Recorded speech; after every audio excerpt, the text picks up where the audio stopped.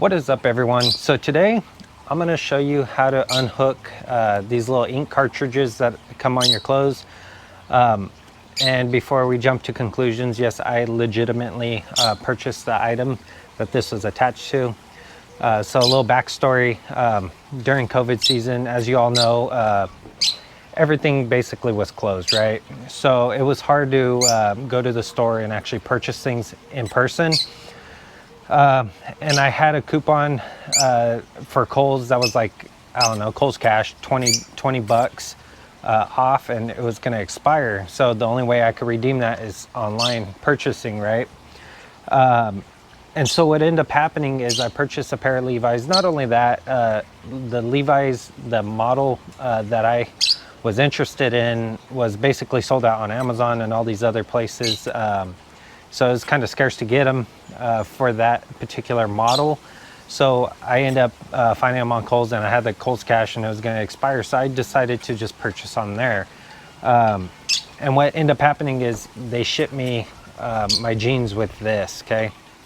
And that kind of bummed me out because it's like it would take a couple of weeks or whatever to get this shipped back to generate a return and all that stuff. And they wanted you to return it in stores.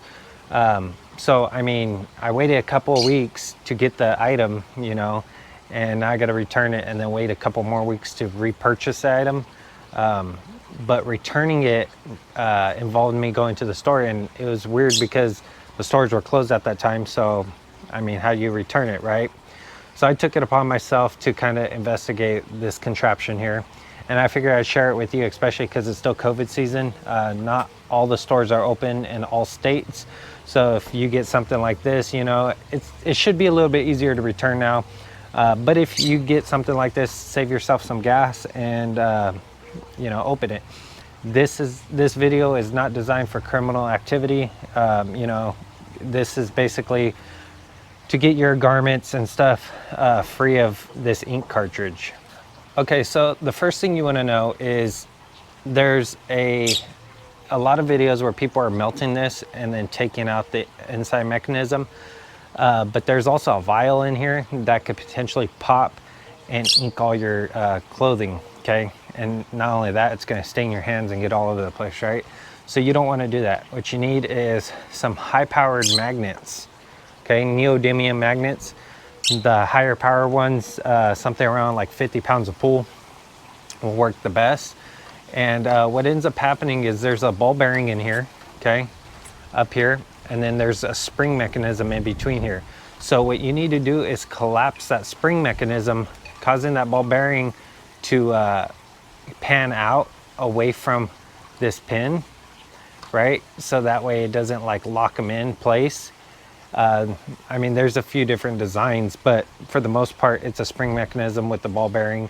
Some of them have multiple ball bearings, like you have the round ones. So there's a few different designs of this, but the goal is to get that spring to collapse and the bearings to collapse with that spring, releasing this pin mechanism, okay? So what you want to do is you want to take this and touch it right here, okay?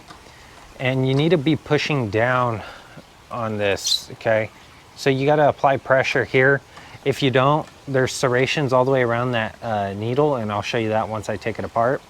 That grip, okay? So if you don't alleviate the pressure by pushing in, it won't allow that spring mechanism to collapse easily unless you have a super high-powered magnet. Okay, so once you get this off, to be honest, a larger magnet where you could put it on a surface and then tap this down like really hard will get that spring to free up while pushing down on here, so it could collapse and it could kind of allow it to fall into the pockets that they need to fall into to get out of the recess, okay? And then I usually take the magnet and work around it, so that way those balls could kind of like so once it's like that, I kind of work around it so that way the magnet allows those balls to shift out away from this rod here, okay? So somehow it's gripping onto those little indentations all the way around, okay? So like I said, depending on the design, of this will depend on how you approach it. This one here in particular though, I tapped it hard here and then I kind of worked it like back and forth while pushing down on here to allow those the bearings or whatever's in here to free up, okay? And those are the serrations that lock it into place on the little nail or brad, whatever you want to call this, where your garment is trapped in on, okay? So basically that's it. And if this thing's halfway out, it won't allow you to free it up until you push it all the way in and push down, because it needs to alleviate the way this thing's locking in or clasping in, okay? I'm not gonna open this because there's like, it looks like little pins in there or whatever, but I probably shouldn't deal with the ink itself. Probably want to stay away from that stuff, because I don't want to pop this open and then all of a sudden it inks all over the place. It's just not worth it. I figure I'd shed some light on there to get this off, just in case you're dealt with a hand like this during COVID, okay? Yeah, so don't be a criminal and don't try to take this apart if you're a criminal. You're trying to steal garments. It's just not worth the price. I mean, it's clothing, for crying out loud, okay? The design is pretty simple. It's self-explanatory for the most part. Just use a magnet on it. And it has to be a high-powered magnet, somewhere along the lines of 50 pounds. The higher the power, the easier it is going to be to remove this. So that's going to complete today's video. If you enjoyed this video on how to fix your little issue, give it a thumbs up. It's greatly appreciated. If you want to see content like this and other content I'll be posting in the near future, consider subscribing. I don't do a lot of this stuff, so this is probably the only one you'll see, but consider subscribing anyway. Until next time, see y'all in the next one. Thanks for watching.